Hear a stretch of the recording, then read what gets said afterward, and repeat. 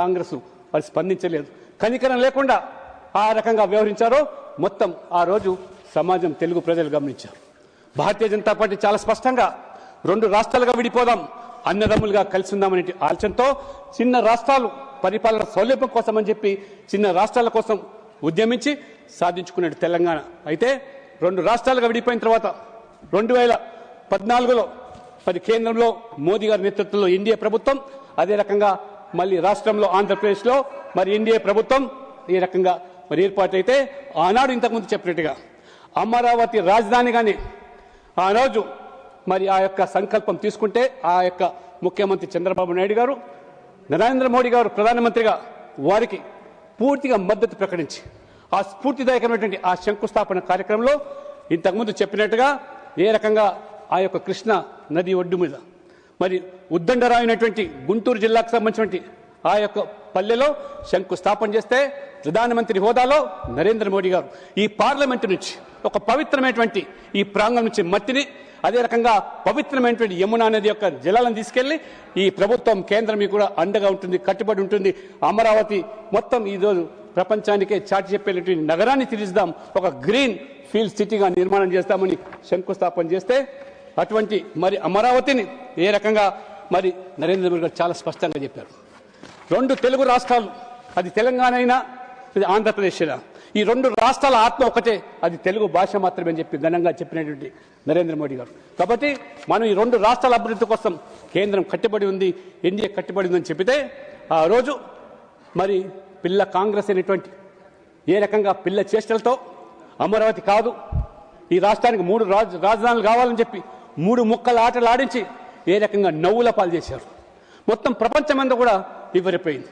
ఏ రైతులైతే వారు త్యాగం చేసి వాళ్ళ భూములు అప్పగించారో వాళ్ళ భాషలన్నీ కూడా అడియాసలు అయిపోయినాయి. పెట్టుబడులు రాకుండా ఏ రకంగా అడ్డుకున్నారో ఈ పిల్ల కాంగ్రెస్ యొక్క పిల్ల చేష్టల వల్ల ప్రజలు గమనించారు.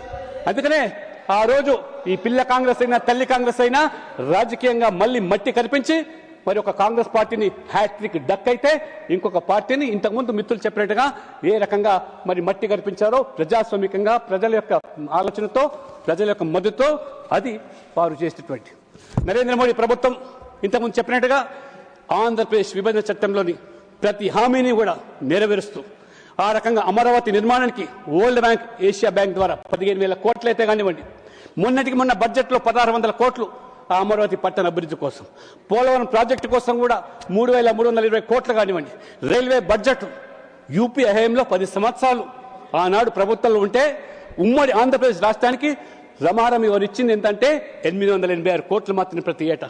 కానీ అదే నరేంద్ర మోడీ గారి ప్రభుత్వం 2 రాష్ట్రాలు విడిపోయిన తర్వాత ఏకంగా ఆంధ్రప్రదేశ్కి మాత్రమే 10,314 కోట్లు రైల్వేల అభివృద్ధి కోసం ఇవ్వడమే కాకుండా ఏ రకంగా ఆ ప్రజల డిమాండ్కి అనుగుణంగా రైల్వే వైజాగ్లో ఒక జోన్ ఏర్పాటు చేసి ఇవాళ ప్రజల యొక్క ఆశలను ఇవాళ ఏ రకంగా నెరవేర్చిందో. ఇవాళ వైజాగ్లో గూగుల్ ఆర్టిఫిషియల్ ఇంటెలిజెన్స్ హబ్ కానివ్వండి, లేదా ఇవాళ హడ్కో ద్వారా 11,000 కోట్ల రూపాయల నిధులు కానివ్వండి, ఈ రకంగా మరి విభజన హామీలన్నీ కూడా నెరవేరుస్తూ ఈరోజు ఆంధ్రప్రదేశ్ అభివృద్ధి పదంలో ఈరోజు నరేంద్ర మోడీ గారు, చంద్రబాబు నాయుడు గారు ఏ రకంగా వాళ్ళకు వేవ్ లెంగ్త్తో కలిసి ఈ రాష్ట్రాన్ని ఈ వికసిత భారత్ను సంకల్పం చేయడానికి వాళ్ళు సహకారం చేయడానికి ముందుకు పోతా ఉన్న సందర్భంలో 2019లో మళ్ళీ ఈ పిల్ల కాంగ్రెస్ అధికారులకు రావడము, ఏ రకంగా మళ్ళీ ఆ రోజు మళ్ళీ 3 రాజధానులని చెప్పి ఆ రకంగా గందరగోళం సృష్టించడం, ఆ దేశానికి మళ్ళీ మాట్లాడుతూ ఉంటారు నాయకుడు. అసలు రాజధాని అనేది దేశానికి ఉంటుంది, రాష్ట్రాలకు ఎక్కడైనా రాజధాని ఉందా చట్టంలో అని ప్రశ్నిస్తూ ఉన్నారు. ఇది నవ్వుల పాలవుతున్నారు. ఇవాళ నేను నిన్న చూశాను అక్కడ సోషల్ మీడియాలో కొత్తగా ఆయన కాయిన్ చేశాడు. ఏంటది? మూవీ గనట. మచిలీపట్నం, విజయవాడ, గుంటూరు ఈ మూవీ గన్ ప్రజలు నవ్వుకుంటున్నారు. ఇది ఒక స్థాయిలో ముఖ్యమంత్రిగా ఉన్న వ్యక్తి ఈ రకంగా ప్రజల జీవితాలతో చిలకడటమాడు. ఏ రకంగా ఆ రోజు మరి మాతృమూర్తులు ఆడుపరచడు ఏ రకంగా ఈ అమరావతి కోసం పాటుపడితే అటువంటి మరి చంద్రబాబు నాయుడు గారు ఆ అహర్నిశలు రాష్ట్రం కోసం పనిచేస్తూ ఉంటే 70 సంవత్సరాల వయసులో ఆ రోజు కక్ష సాంపుల్ చర్యల్లో భాగంగా అరెస్ట్ చేసి జైలుకు పంపించి ఒక పైశాచిక ఆనందం పొందినటువంటి పిల్ల కాంగ్రెస్ పార్టీ నాయకులు ఆ రోజు I was one of the first person among the people who have condemned the arrest of Tara Chandrababu Naidu and put him to jail for more than 50 days. ఇది రాజకీయాల్లో వైషమ్యాలు ఉండొచ్చు, విరుద్ధమైనటువంటి ఆలోచనలు ఉండొచ్చు, ఆ రకమైనటువంటి భిన్న అభిప్రాయాలు ఉండొచ్చు. అంత మాత్రాన